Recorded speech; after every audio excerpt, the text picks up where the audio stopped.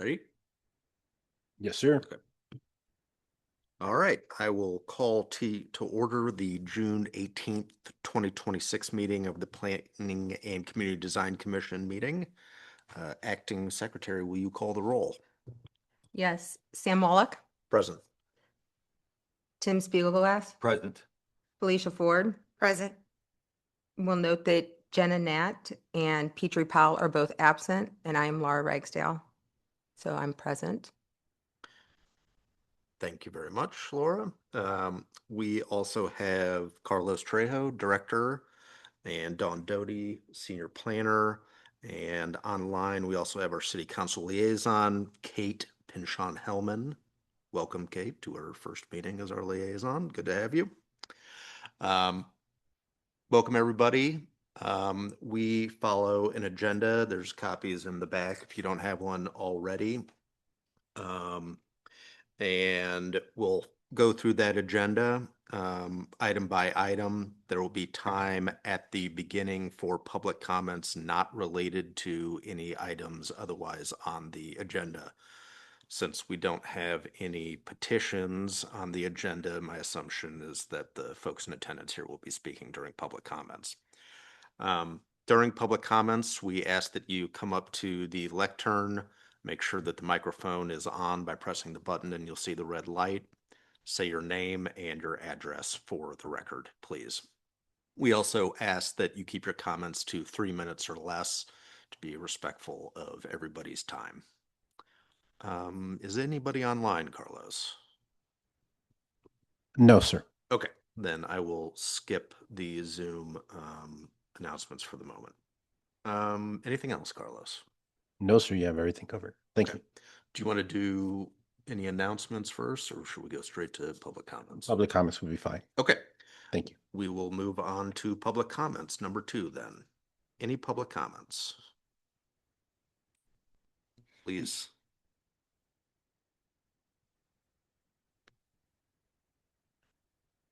And then Merrick, there you go. Thank you, sir.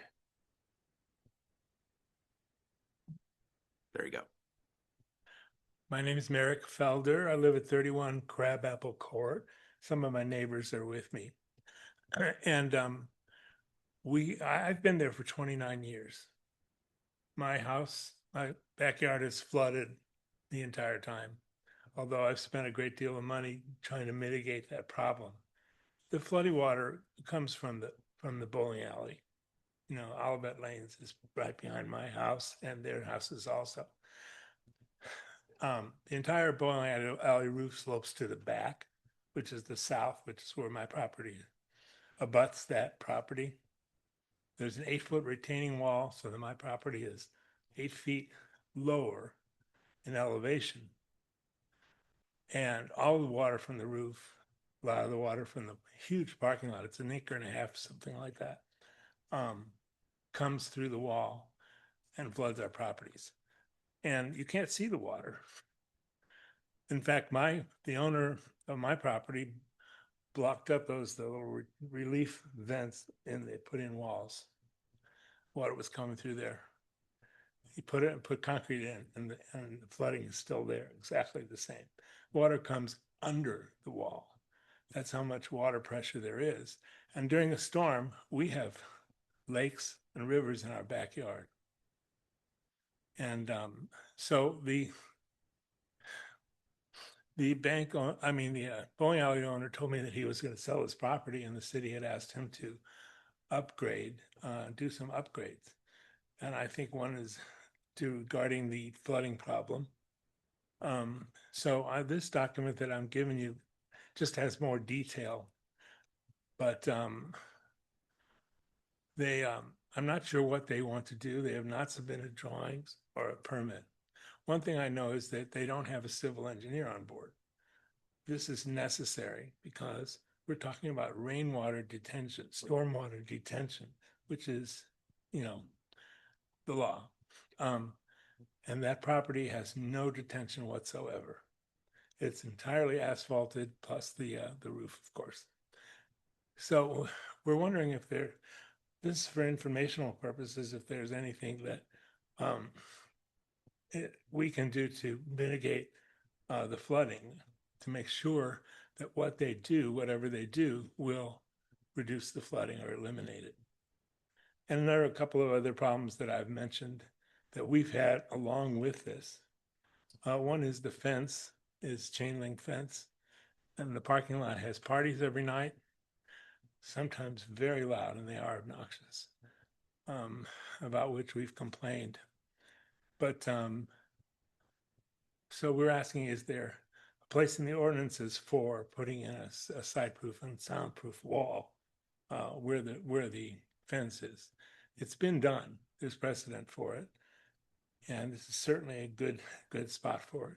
I also see it in the ordinances, but it says existing structures are not required to upgrade their fence. So we're asking if that could be looked into, if there's any possibility. Also, the lights on the back of the bowling alley are very bright, shine into our yard. There is also an ordinance that talks about light trespass, if I'm using the right term. And there's no grandfather clause in that ordinance, and we'd like to see if that can be applied in this case, since the bowling alley is changing ownership. Okay, thank you for your comments. Any other public comments? Please.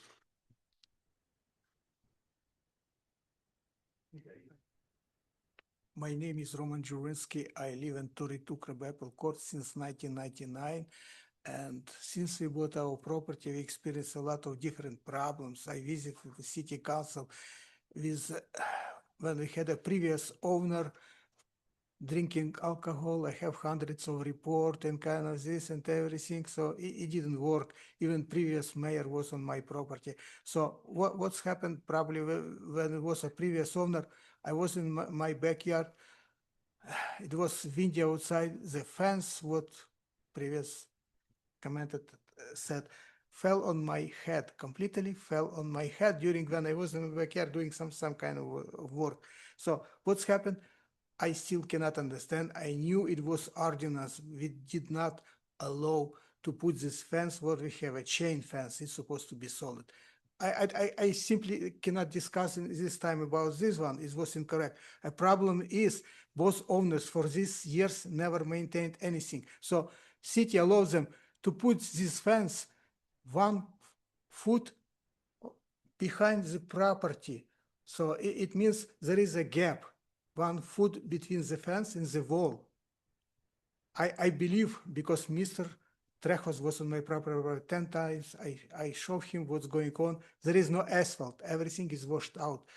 I have some movies directly when it was raining, even not heavy raining. It's clearly indicate how water comes over through this hole each 8 feet. Even I plug them with the wood, everything, it doesn't help anything. My shed is completely rotten. I have moss just growing in the backyard. Now it's in the front yard too. I try to remove it, just doesn't help anything. So a problem not with the wall. Yes, it was never was maintained. The rest of crack, everything. So water coming from everywhere, from cracks. My neighbor in 33, I just noticed recently, and she has a different one wall retaining, not like ours, because in 1995 her wall collapsed. I don't know exactly. I saw the picture from this Mr. Trejos department. They show me. I don't remember it was concrete or it was blocks. They leak. Anyway, it doesn't matter. I see how the water coming from her property, and she made confession about this one. So anyway, I believe owner of the property doesn't want to cooperate. I visited him about 10 times, and he said, yeah, we will do anything about to fix these problems. What he did, he just brought a truck of gravel. He put in these holes, and next day when it was raining, this all gravel was on my property. It was so heavy, it washed out. Next time, he brought some patches. He put some patches from the Home Depot about kind of asphalt. It's everything collapsed, doesn't. So this fence is embedded between wall and the asphalt that he put about 4 years ago. So it means the gap 4 inches now. So there is no Nothing can be done until you remove the fence and just do something about this wall. Yeah, the water need to be diverted. There is no problem with the water. It's a concrete reinforcement wall. And I am professional construction engineer. See, he just 3 weeks or 4 weeks ago, the owner of the property sent somebody, a contractor. He just wanted just to demolish his wall and everything. I told them, look, he presented himself like a what? Structural engineer. He never look at the wall. He never said he's a contractor. He won't simply just spend 6 months in my backyard, just remove whatever trees, kind of this and kind of this. He put this one. He never explained how he's going to divert this water. The water is a problem. Yes, there is no retaining wells, nothing. So we need a professional civil engineer who need to just examination. I told the owner, he doesn't want to cooperate. He just told me he's going to sell this property to the easy storage. And I contacted them as they said it's not true. They're not going. So we simply puzzled who is going to buy this property, what for reason, you know? No one just simply in a business now to buy bowling area, and he just owner told me he's going to be manager in this property. So something is fishy about this one. But we visited a city manager. She doesn't want to talk to us. She said it's too expensive. Now they agreed to invest money in the retaining wall, which has no purpose because it doesn't matter how much they put this wall, it will not stay. It could be even worse than reinforcing concrete. See, this is my purpose, and it's something need to be done. Well, I believe you will present this to the city council. We will come here if you have more time to present our arguments about this. Maybe they will take care of that, not to allow him to sell this property and make a disclosure who is going to buy, what purpose. I don't believe they're going to keep this property either for construction or for whatever. Look, it will take anything. I had previous mayor, I been Mr. Clark on my property. He saw what's going on. It was many years ago. It's much worse. And I have a live picture. If somebody want to look at this, I would give you. You can just put it and see what's going on. Okay. For 2 days, I cannot go. Small raining, for 2 days, I cannot go on my property. My shed is completely rotten, everything. Who's going to pay for this? Okay. Thank you for your comments.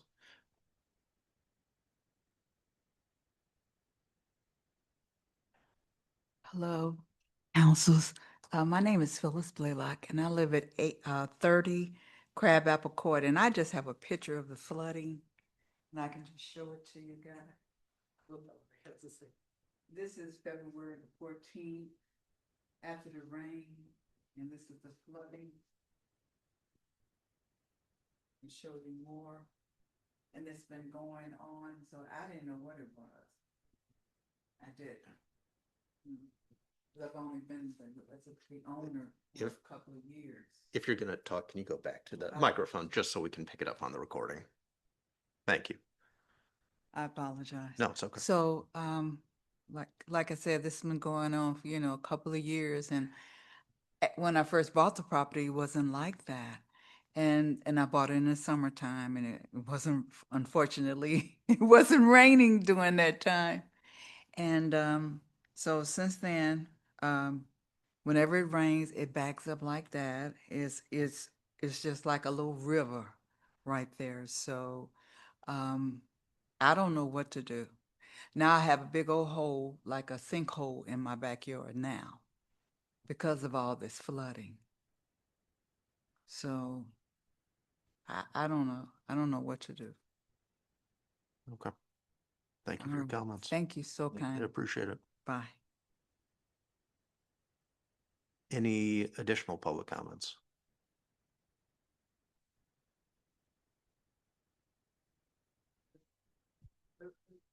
Document they just obtained it from Mr. Preckles 3 years ago, especially for the assessor office. Okay. Can I ask you to do something? Will you give a copy to Carlos and he can distribute it to us? Okay. All right. He'll send it to us and we can take a look at it. Okay. Thank you. Okay. All right, Carlos, I guess as sort of a threshold question, what authority do we have upon a change of ownership in the business to take any sort of action right now? Because my understanding is that just a change of ownership of the business, that doesn't trigger anything for this commission, but you tell me what you think we can and can't do. Correct. The jurisdiction of the commission doesn't apply in this scenario. It's an administrative function in there, and it was noted in their occupancy report regarding the items that have been brought forward by the neighbors. I've been in Mr. Jasinski's house several times in the past 20 years. He's the only one that I've actually directly dealt with or brought it to my attention in there. So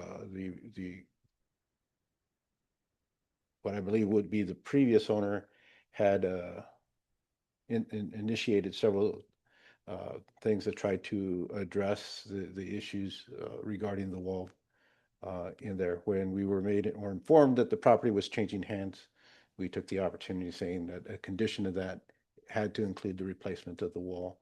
It's my professional opinion that the replacement of the wall will address a lot of the flooding and stormwater issues that are being experienced because there's no lip up on top and there's no direction to go. But since we spoke with Mr. Felder a couple of weeks ago, we did talk to the owner, expressing some of the concerns and looking at what other options they can do after we get the plans for the retaining wall. Ms. Doty was on the site for the commercial occupancy inspection. Lights are a standard process that we take a look at in there. So I believe those are items that are in the list to be addressed in there. Regarding the noise complaints, I am familiar several years ago regarding some complaints that were brought forward to the council. I believe that, I'm not sure if they were fully addressed, but I can check with the police chief to see if she has any further complaints since that one last incident Okay. in there. And then I do understand the issue regarding the fence, and I'll be forwarded. You know, the way there is a code section that when a property is redeveloped on the Olive Boulevard corridor, they are now required to put a solid kind of masonry type fence in there, and I think it's a minimum of 8 feet in there. But the code's pretty specific, only for properties that are redeveloped. It's not regarding a change of occupancy or so. Right now, until we get the plans for the retaining wall replacement, you know, we'll find out, you know, what they're proposing for the fencing in there. And we can go ahead and talk with the owner's been pretty, or the purchaser's been pretty welcoming. He's been at the council at least once or twice in there, and we can talk with him about that. Okay. Can't make any promises on those items, but each of those points that have been brought forward to you have been noted. Okay. Yeah, I just want to say this commission is very sympathetic to the issues that you've brought up. We spend a tremendous amount of time on stormwater issues in particular, and that's a focus of every review that comes before this commission. The reason why I asked Carlos about that, though, is that we can only do what this commission is legally permitted to do. So while this actual commission, as I understand it right now, can't take any specific action as it relates to the change of ownership, it sounds like Carlos and the department and the city of Olivet's doing what they can at the moment and working with the owner. So I thank you for your comments and coming in and letting us know. I just want to give you an idea of what we're capable of doing. Hi again. This is Phyllis Blaylock, 30 Crabapple Court. I just want to know, so what you're saying is that right now, Carlos said something about administrative. That's the only thing that basically you guys can do. So when you're talking about administrative, you're saying that you're addressing the codes or what's going wrong with the flooding, with the water, with the drainage? No, not necessarily. I will take a look into the comments that have been brought forward today. But since the only person that has approached me prior has been Mr. Davinsky. and has made, you know, I've been to his property several times years back, even when I started in there, that he noted, you know, some erosion in the backyard, and he's implemented several French drains and pipes back there to try to address the water. Mr. Felder, I know from my Creve Corps days back in the 1990s, and it wasn't until 2 weeks ago that he brought that to my attention regarding the stormwater. He's an architect. He's very familiar with the process in there. Unfortunately, I haven't had a chance to meet with you before in the past that I recall. And then we did do the development next door, which you would have been a resident at that time when we sent those notices in there. So that's another site. I didn't receive any notices. Yeah. At So, all. so when the Plant Haven development was put into place, that one did have to meet the wall requirements and, you know, in there, and then does have detention because it was built He's for. been in business since what, 2022, Guess time flies, as it just, or yeah, 2023? at least 3 years, I think. So what I am asking, since you said that you are administration, and What we'll do is I'll be glad to coordinate with you and get your number, and I'll call and we'll go over the process and inform you on that. what I would like to know is the codes, or Absolutely. I'll be what are glad the to spend time. processes for, you know, addressing this drainage problem? Because Yeah.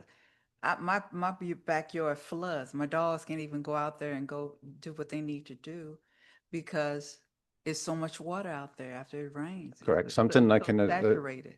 I can assist to assess with you and then take a look. So Uh, definitely. It's the same thing that all of my neighbors are saying. So it's no different.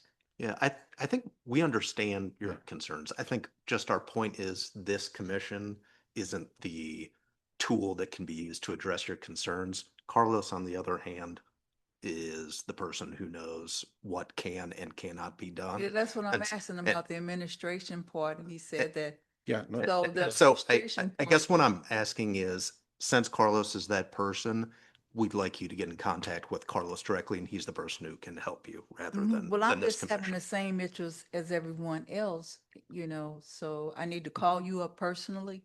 We can schedule something or early next week. We're off tomorrow, so I can't go there tomorrow, but Mhm. be glad to go there Monday, Tuesday. Okay, so I have to call you. If I don't call you, then you gonna drop it, right? No, they brought this issue up in there, so it'll be something Because we'll discuss. what I'm trying, because Again, and I'm sorry. my niece who's a engineer and was asking her about what we need to do, Okay, you know, so I just want to know what kind of codes or what would the Olivet municipality do about what kind of codes is already in place to prevent this type of stuff from happening? I'd be glad to go through that with Be you. more proactive. Yes. So early next Thank you week, for your time. Thank you. We appreciate your comments. if, 1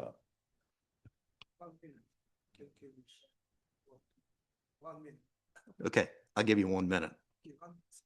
My understanding, we have ordinance which clearly says that owners or adjusted property need to some maintain water prevention kind of this on. I have been raising this issue for 20 years. Nothing happened. Nothing happened. As I said, this commission is very sympathetic, and if we had the authority to do what you're Then asking you us to can do, ask him- we, You cannot. excuse me, Yes, sir. please let me finish. Uh-huh. If we had the authority to do what you're asking for, I would hear out your full arguments. We would do everything we could do to help you and come to a resolution. My point is, this commission doesn't have the authority to do it. Carlos can help you do whatever the city has the authority to do. And that's all I can tell you. I can't do something we don't have I the understand. authority See, to do. it's my experience, if my neighbors agree, probably looking probably to hire a lawyer. City cannot do anything about this one. If the city allow him to put the asphalt in the Listen, slope to this, it- this is crazy. I will tell you. Here's what I'll say. Yeah. It's your right to retain a lawyer Right. if you would like to. Okay, That's right. that's right. that's also 100%. something that's outside of the domain of Right. this commission. So again, we're very sympathetic to what you're saying. It's just we can only do what we can do. So I thank you for your comments. Really, I do.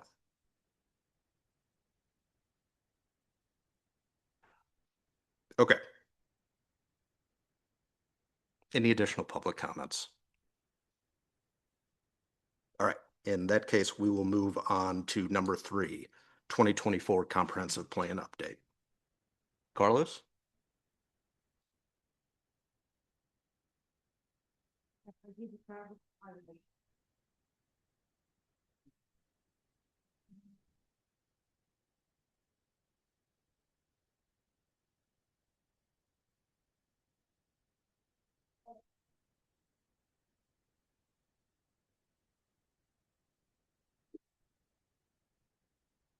All right, thank you, Chairman. One of the, and I'll go through this quickly. This was given that we only have 4 in attendance, and Commissioner Powell was wanting me to do some research regarding some housing trends that are currently out there as we were trying to address our first and primary goal, which deals with the neighborhoods and housing from our 2024 comprehensive plan. I'm not going to go through the whole plan. We've gone through all those slides in there. And then you have copies of the initial Goal 1 neighborhoods and housing and all the information there. So part of Goal 1 was to accommodate all stages of life, from young adults and first-time home buyers to growing families and retirees looking to downsize or age in place. It talks about the current trends that are out there about housing preservation, trying to maintain the existing housing stock as a means to attain attainable housing. Attainable housing itself, which is kind of a duplicate of this missing middle housing in there. So, well, I take that back. The preservation of the existing housing stock, attainable housing, which is more within a percentage range of gross income. Missing middle housing, which is where you included in different types of dwelling types within one parcel. So you have like duplexes, triplexes, townhomes, apartments that are integrated into a house or a structure, accessory dwelling units, different things like that are missing middle. And then multi-generational housing, in terms where you have different occupants that are not family related within the housing stock. So there is some information and some definitions within that distribution of Goal 1 in there. And then for those online, it's all accessible on the website along as part of the 2024 comprehensive plan. In there, you'll also find, you need to understand our housing. We have based back in 2021, 3,355 dwelling units. We talked about this back in February, and we went over the housing trends and statistics that are in the comprehensive plan. 67% of those units are single-family dwellings in there. And then I'll note, because when we did the plan, the 2021 ACS data provided by the Census Bureau was what was out there. And then we, of course, have completed and made occupiable an additional 536 dwelling units in the form of apartments that fall under the 20+ unit category. So I want to just make sure that you're aware of that, and then that brings that 77% total down to about 67%. Being single family. So one of the things is, again, 2/3 of the majority of the house of Olivet, it consists of detached single family dwellings in there. Back in February, we talked about the median housing value, and for Olivet, it was 400,300 based on the 2021 data in the comprehensive plan. And we kind of fall in the middle amongst our neighbors. With Creve Coeur and Ladue, of course, on the upper end, and then U City, Overland, behind us, and then you can see county here at 171.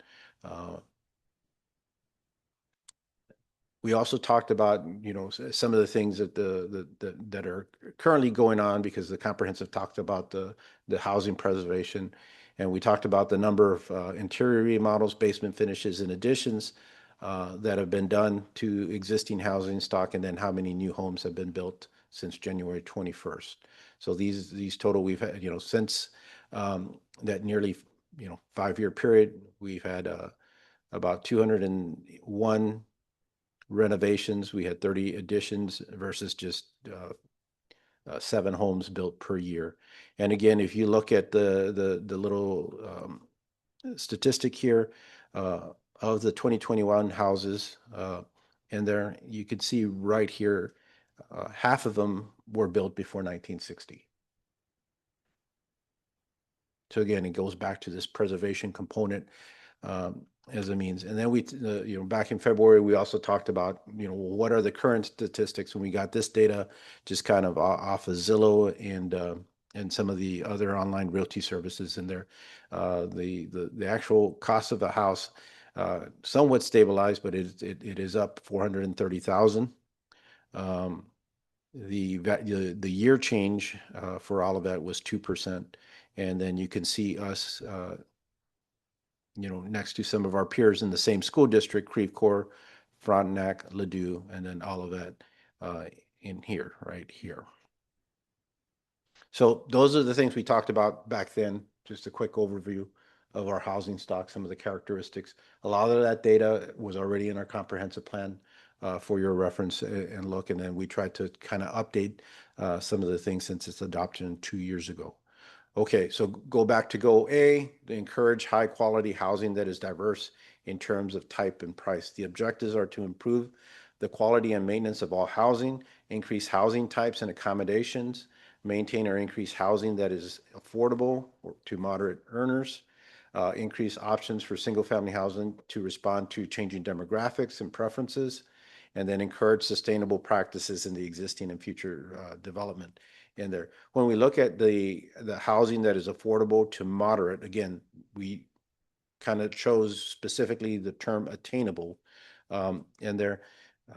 It's kind of defined that 30% of your gross income, the median gross income in the city of Olivet's is almost 158,000.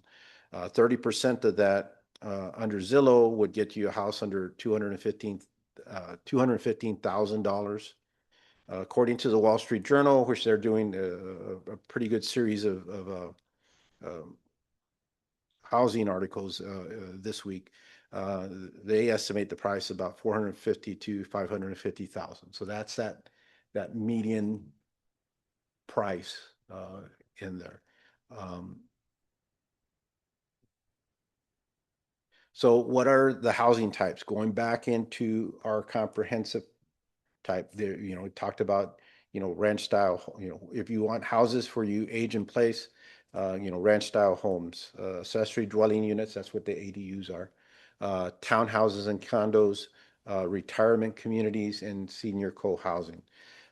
What is attainable housing? Well, that's that missing middle, duplexes, townhouses, smaller multifamily type of units, like a four unit facility. And then other things that are out there in trends, and I'll go through some others are looking at the construction component and controlling costs, and that's the modular and factory built homes.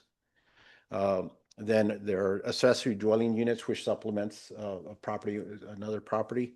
And then there's workforce housing apartments, kind of, it is a practice out there. And there. The other thing I think we should look at when we consider the different type of housing types is, you got to take a step back and look at it holistically. Things that impact the cost of housing or land use, construction, the market, and, direct assistance. And that's usually affordable housing, where you're providing some types of subsidies or assistance in the purchase price in there. And then alternative type of housing that that is out there in the trend is that missing middle, duplexes, townhouses, smaller multifamily, the modular, the ADUs, workforce. But you hear every once in a while, especially like in the city, the tiny houses, the container homes. There are also the mobile homes, there are straw bale houses, there's a houseboat, there's converted sheds, kind of like an ADU in there. And those are some of the far trends that are going on in other areas where they're trying to address the cost of housing and the availability of housing in there. So one of the things I guess we're doing and have been discussing is looking at it from the land use perspective in terms of, we do have some things in our zoning code that could assist in terms of trying to encourage the attainable housing product. And one is, what we use as a definition of a family. We changed that back in the early 2000s to kind of emphasize blood, related by blood or by a legal document that allowed and accommodated the transitional families that we were starting to see in our community. We still have a lot of single family zoning that is in place. We have one single family zoning district in there, and that can impact some of the densities. We have density, we have height, and we have mass, and those are kind of some of the tools that we can utilize to try to address or increase either the number of units in terms of whether they're detached or whether we consider other alternatives like we've gone through here. And there, as we look at the preservation component, we have, it goes both ways. We have occupancy inspections as a means to preserve and code enforcement, but also there are costs to those that are, that a seller has to comply with in there. The big thing that we don't control, or one of the hardest components to control, is the land cost. And a 10,000 square foot of property here, and all of that, because of the school district, is probably going to go somewhere between $300 or $400, regardless of what's on there, at a low rate. Where next door to the north, it's going to be a third to a quarter of that, and to the south of us, it could be exponentially 2 to 3 times that, also being within the same school district. And how you control land costs, those become policy issues in terms of, going back to the direct assistance or some type of, market controls in that process, if you take a step back and look at it holistically. And then building codes, the building codes have changed, and I think for the better.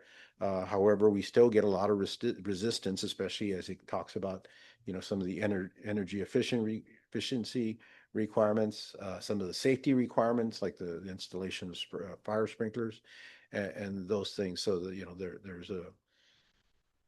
there's a lot of mixed information and messages out there regarding that. So that, I think, kind of gives an overall look on that. I do want to discuss this again back in our July meeting when Ms. Powell is here, and we'll kind of get a little bit more information put in place, but was hoping to get some guidance from the commissioner and answer any questions, at least at this point. Anybody have any questions? None? Are there any types of housing that you've heard of, that you've thought of as a potential solution for the missing middle that we're trying to find? It's the comp plan itself provides suggestions for what they thought, or what are the best planning practices to fill that missing middle housing. So, and that was what was requested, like at the last meetings, to look at for what the options were. But if there's things that you need us to look into, or, because it's pretty far flung, a lot of different professions are looking at this problem as it affects a lot of people, affordable housing, and, people want to live closer to, their family, and people have a hard time finding homes, Yeah. So I don't know anybody who hasn't been affected. No. I guess the things that jump out to me are sort of going down this list almost a little bit, is that one, we've already got a significant amount of ranch style homes. So focusing on ways to maintain or incentivize those ranch style homes being kept and not knocked down, and having bigger homes, 2-story homes be built. That seems like our biggest opportunity, because like one of the issues we have is just we're not starting a community from scratch here. And so these alternative housing types, we can only look for opportunities where we're actually able to implement those. ADUs seems promising to me as well. Again, you have to have the right sort of lot to accommodate that. But if it makes sense for that particular property, that seems promising. And then maybe similarly for the townhouses and condos, uh, we've got the ones across the street, of course, but there's, only so many opportunities, and locations where those probably make sense. Um, Makes sense to me.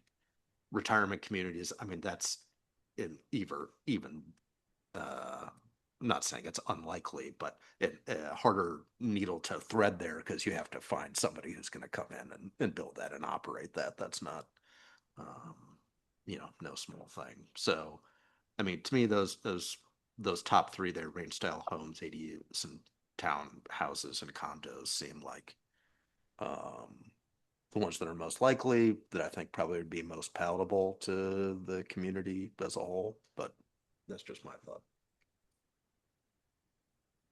Tim?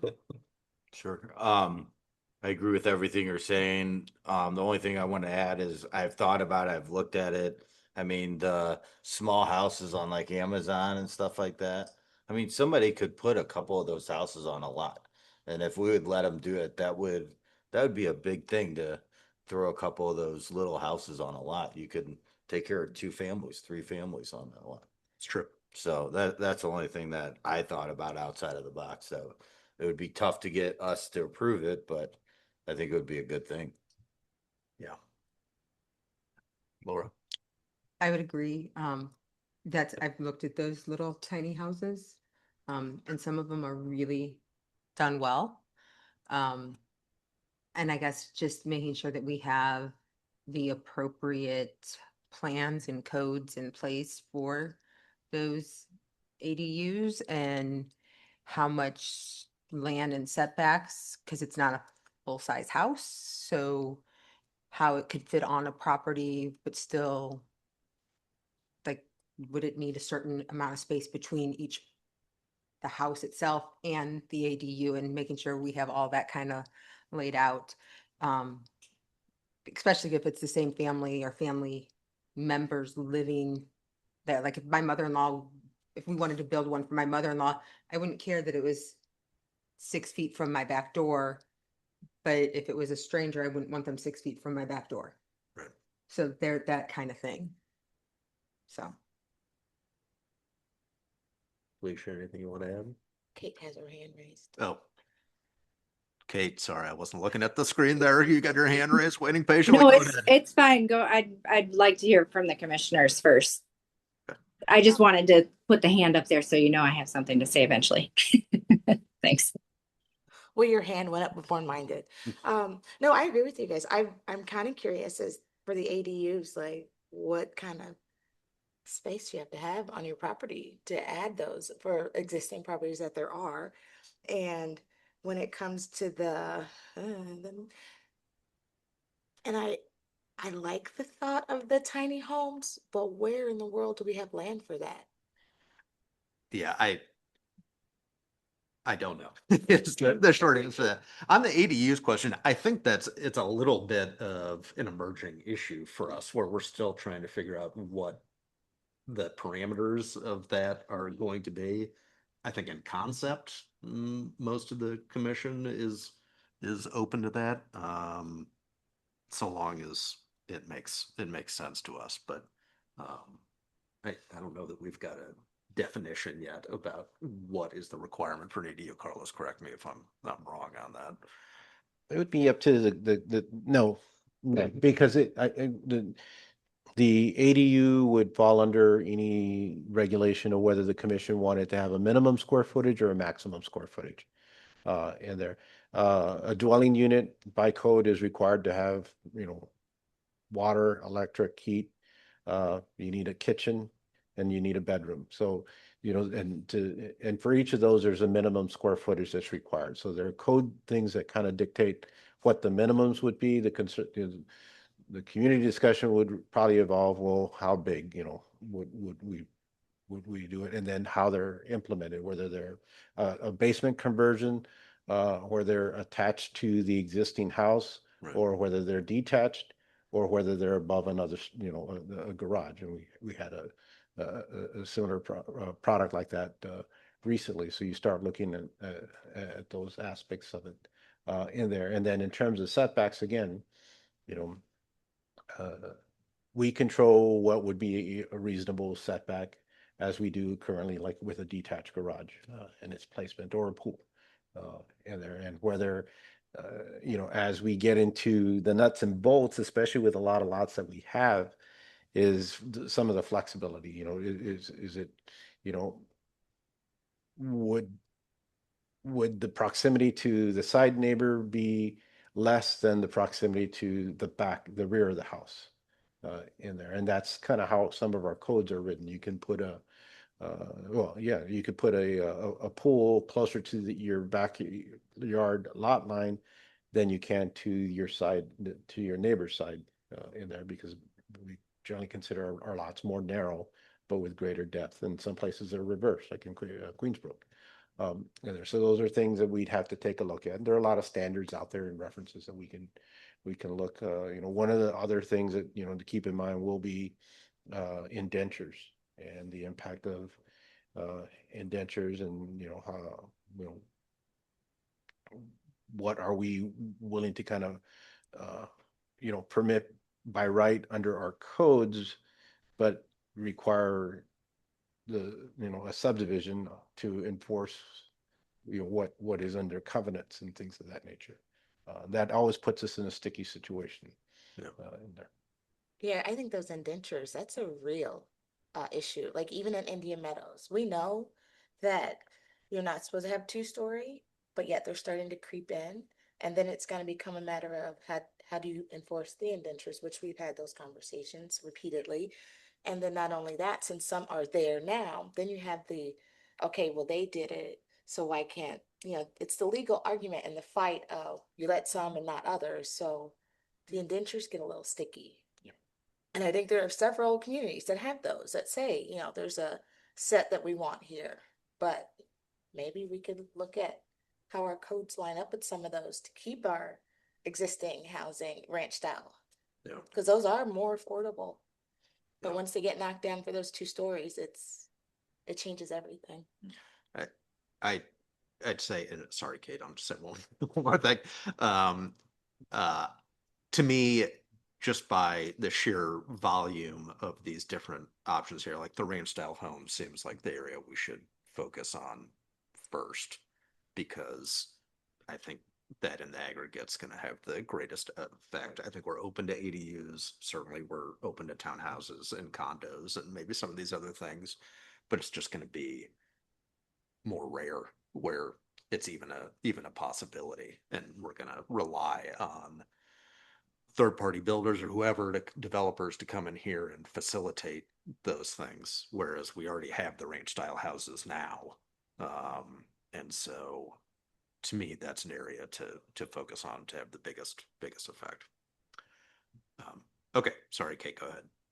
No, that's fine. So there were 4 additional things that I just wanted to kind of put before the commission to think about.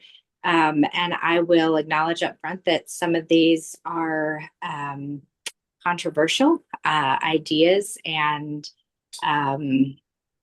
new sort of ideas. So one is the land grants model, which I know Webster Groves, not directly through their government, but through an affiliated nonprofit, operates a land grant property ownership type of thing, where the land that a house is on is owned by the nonprofit that's affiliated with the city, but the property can then be bought and sold at a reduced rate, because the land itself is owned by the city and it's just the building that then gets bought and sold, allowing the total sale price to go down.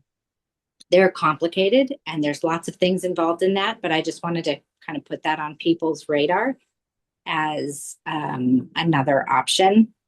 That another option is, and this came up during conversations during the comprehensive planning process, was looking at the possibility for financial assistance for home repairs. So for some of those smaller homes where people's incomes might be more limited and more stretched, evaluating if there's a type of funding mechanism that can assist homeowners with repairs so that when it comes time to sell those homes, they are more likely to be sold to another family or another individual rather than being in such bad repair that really the only option is to tear them down and rebuild. And then another one that I have not heard of really in the Midwest so much, but has some precedent in the West Coast is real estate. And this would be a very legal question that I don't know the answer to. I'll say that up front. Doing real estate property sales that are limited to the general public before developers are allowed to even come in and build on the property or bid on the property rather. So for some of those smaller homes where, you know, a developer can easily pay more for the land in order to tear it down and build something that's much more expensive, that if there's an opportunity for the sale to go through to the general public first, that is another mechanism for keeping some of those smaller properties as they are rather than being torn down and rebuilt into much larger homes. And then the final one, and this is very much a policy thing from probably more likely a council perspective, but potentially in front of the PCDC as well, is requiring affordable units in multifamily developments. And this is very common where a certain percentage of affordable units, especially when there's a TIF involved or some kind of tax incentive, that if there is a multifamily development that is coming before the commission or the council, that there's a required percentage or number of those units to be allocated for a reduced rate that would be in line with more affordable housing. So just wanted to kind of put those out as additional options. Some data that I think would be really helpful to have if we're able to get the data is a breakdown of the current housing stock by price. You know, kind of looking at the different price point breakdowns. I'd be really interested to see that data to kind of get a sense of where things stand, because we have the median home price at $478. But I know there's lots of homes that are way above that price point and a few that are below it. So for me, it'd be helpful to have that data if it's available. On that data, if you don't mind me interrupting, just for clarification, are you looking for like, it's easy to access publicly, like housing value in terms of like what the county is using in there, or are you looking at the last sell price? Because there is a difference in there. It's easy, again, it's very easy to get access to what your house is assessed at or so. But to get the housing by price, it becomes a little bit more complicated. And we can go both ways. I was just getting some clarification of which one you were looking at. I think probably for just equivalency sake, the assessed value would probably be the most standardized way to look at it, with kind of the recognition that usually assessed values are lower than the actual sale price of the home. And those we can bring back at our July 2nd meeting, and those we have available. So, okay. Thank you, Kate. Those are all intriguing for sure. I'd like to know more about the Webster Land Grant Program and how that works. For the financial assistance, I was actually making a note before you were talking about that, about financial assistance. I was tying it to age, since you know, aging in a home is such a focus for us too. But financial ability could fit in just as easily. Obviously, that'd have to be a program that's actually funded in some ways. So that's probably above our pay grade in some respects. But I don't know, Carlos, if such a thing exists already, if there's been any discussion about that. I think in general in the council, I've heard in the past, yes. But I think that goes back to, and I appreciate what our liaison has brought. I mean, looking at it from our land use reform or just solely from a plan commission perspective, we're missing, again, a lot of policy. Yep. In there. So, like the 4 items you bring in from the perspective of the council, have a, have to, all these 4 kind of have to work together. The commission in land use, the council in these last 2, and then, construction, again, which, I don't want to use the term dictate, but we control the codes and what the codes do. In there, and that, all those together, provide, a means to look at at a housing strategy. Right. In there, and that is one of the, possible action items, that's noted in goal 1. So. Okay. Fantastic. And I will say too that the council at our planning retreat earlier this year did identify housing as a priority and a goal for us as a council to look at more in depth. And so I really do look forward to this ongoing conversation and learning more and seeing more about how we can really move forward with a holistic strategy that feels right and appropriate for all of it. And 2 things I'll note for our liaison being that you're so, and I'm not sure that's been shared with council. I believe it has, but so the commission did take the council items that were brought back from the retreat and then incorporated them into the comprehensive plan priorities. And then this we started to creating what would be kind of our outline of how our implementation process would go. And what you see here are some of the ones in yellow were some items, some of the priorities from the council, and then the priorities of the commission, and that was done through the survey process that Don kind of coordinated with council members and put all the data together. And then we looked at each one of these and kind of ranked them in the process. And then from going in there, housing being one of the highest topics, that both council and the commission were looking at, we started looking at the northeast quadrant, which is the Hilltop, Arrowhead, Collingwood, in which we have a variety of different types of land uses, residential land uses, all in one compact area, and looking at how we can look at, and getting out of this one single family district fits all. And it goes back to some of the, like Commissioner Ford had kind of noted, and then Commissioner Ragsdale, here are opportunities to implement, right now in the one single family district fits all, we allow a 35-foot height. And here's an opportunity that in some of these areas, and it's not to penalize, but in some of these areas, in an effort to try to maintain some of that housing stock, is and maybe reduce the housing, the height, but to provide them a little bit more flexibility in the setbacks.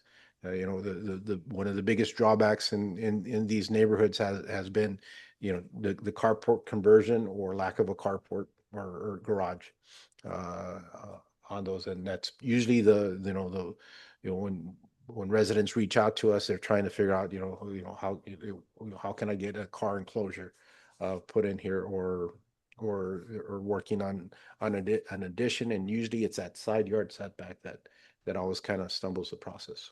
So we're taking a look at those that area. Again, it's a little bit more manageable to kind of do an overview, and then we've collected indentures. We reached out with a Arrowhead trustee subdivision in Collingwood and collecting their indentures so we could see what the original intent of those subdivisions were, and then trying to cater zoning districts that are more appropriate to what's actually out there. So, Fantastic. all right.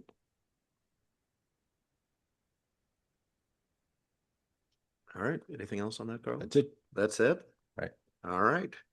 Then unless somebody has anything else, we'll move on to number 4, other business, meeting minutes. I do not have meeting minutes prepared. We'll get those, try to catch up within the next month. All right. then we'll move on to reports. Carlos. Couple of reports, and there, we are gonna have a busy July. I think right now we have 4 special permit requests that have been officially submitted. That we're working on and trying to schedule. We do have one commercial property that is doing an outdoor patio area, the Brass Tap, be coming in. And then I also have proposals for 2 code changes, one in the COR district and one in the light industrial district that we're working on putting together. Residential and construction wise, it's I don't want to say it's been slow, but we haven't had anything that's met the threshold to bring back to the commission. There's a couple of positives in that because our volume in permits has increased, but the commission has also given us a little bit more flexibility before things have to come in here in there. And that's because we made our code requirements, especially stormwater, more stringent, and that we can handle that in-house in there. And that we just haven't had any new homes in there. I think there's a variety of different factors of why that's kind of slow right now, but in there. So please take a look at, keep me up to speed in terms of your availability in July. That would be the 2nd and the 16th, and then we have a list there for the rest of the month, or the rest of the year. Regarding activities, I think maybe within 2 weeks we'll have our first occupants across the street on the northern half. We're getting really close. They're doing the sidewalks in there. The interiors are pretty well set, and there's some pictures that we forwarded to the council will be seeing on Tuesday. And there. And then outside of that, Ace Hardware is moving along. They would like to have an early July opening. They're also one of the special permits, so it's going to come to the commission regarding outdoor sales in there. And then Mercy has submitted the elevation updates for the building facade facing Olive, and that I'll probably bring to you at the July 2nd meeting. And there. Be glad to answer any additional questions. Any questions, everybody? Nope. Okay. Don, you have anything to add?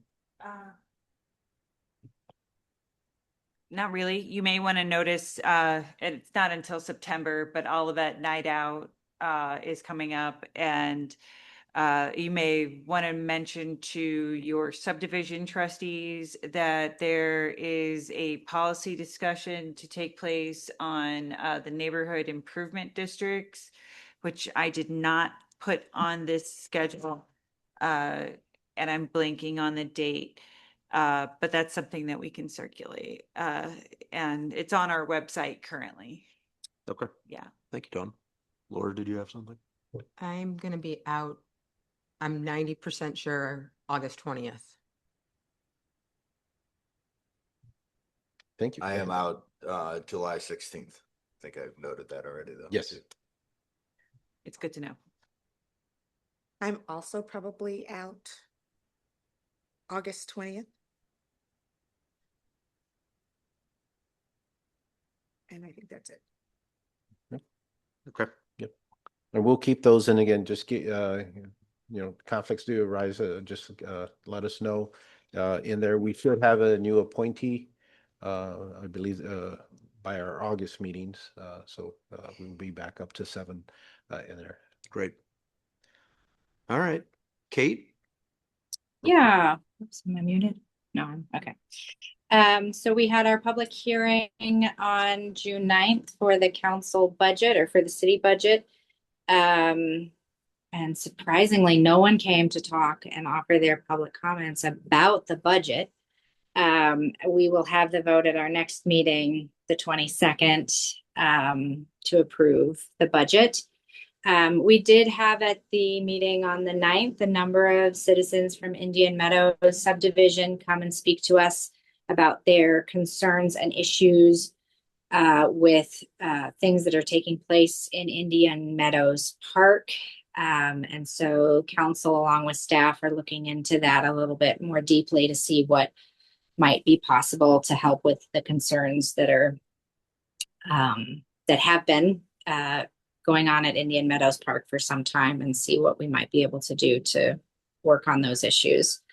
And then residents also came and spoke to us about the ongoing concerns that they have with AZZ galvanizing facility, which is in the industrial part of unincorporated St. Louis County, but butts right up to the north side of the Indian Meadow subdivision. And then on, this is going back a little bit, but on May 27th, the Olivet is part of the Cool Cities group, which is a group of elected officials in the St. Louis region that work towards sustainability issues. And we hosted a Show Me Less Plastic workshop at Five Oaks. And it was well attended with representatives, both elected officials and staff from throughout the St. Louis region who came to learn about different policy strategies and practical strategies for reducing plastic use and thereby reducing plastic pollution. So that was great to host that. It was with Stream Teams United, Mid-America, Clean Future, and the Missouri River Bird Observatory. And then Dawn had mentioned about the NID discussion that is taking place on July 8th, Coffee with the Mayor. This Coffee with the Mayor is happening in the evening, or the early evening, I'd say. It's at 5 o'clock. And so it's a different time and a different format. And we would really love to hear and see from as many folks as possible, because there's been we have a new policy that we're working on and really want to try to get as much public comment and feedback on the policy as possible. And this specific one is to help subdivisions, neighborhoods that are not part of the public streets taken care of by Public Works, if they're private streets, that we would be working with them to assist with financing. Not that we would pay for it, but we would use like the funding mechanisms in the city in order to help the subdivision obtain the financing that they need in order to make some of these large street repairs feasible for them. But all that to say, please join us July 8th for Coffee with the Mayor, where you can ask all the wonderful technical questions that you would like to, and we will do our best to answer them. And by we, I mean the city manager, Jennifer Yackley. Thank you. Great. I'm sorry, is that at Five Oaks? I am pretty sure it's at Five Oaks, but as I'm going through my notes, I don't have the location written down.